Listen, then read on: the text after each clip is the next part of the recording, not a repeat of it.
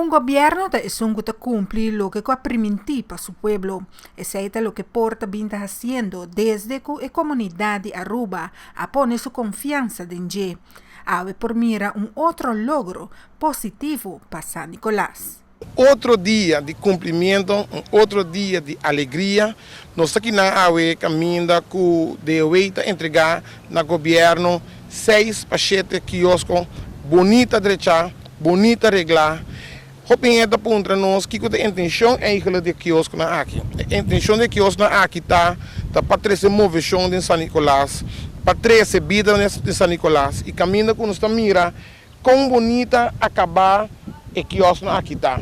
A intenção eigenlijk traz e quiosco aqui também tá para nós trazer tique ambiente, vibe mais ou menos com o botim da hamaca, na Sandra's Garden, caminha com a noite também, por ter música, comida durante o dia, que de all by all, trazer movimento, estimular a economia aqui na São Nicolás. Parlamentario Alan Howell está contento y orgulloso de mirar cara ng alegre de habitantes de San Nicolás que está recibiendo la oportunidad para tener negocio y por brindar un producto. Uma família humilde, bom conhecido aqui na São Nicolás, um senhor que é bom conhecido também para sua comida doce e simbolicamente a governo conjuntamente com o DOE a entregar e prometer aqui na família Baptista.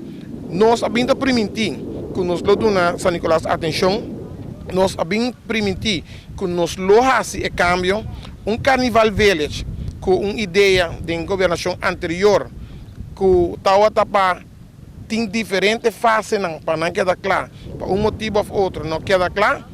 O governo aqui abini de governação a mim como parlamentar representando São Nicolás a para duro com os 5-13 e diferença aqui de Carnival Village para sobra e no mar de queda parar na primeira fase. Banda de Ture Progresso de Aruba Entertainment and Carnival Village, petição de chauffeur de autobus também a hora cumprir.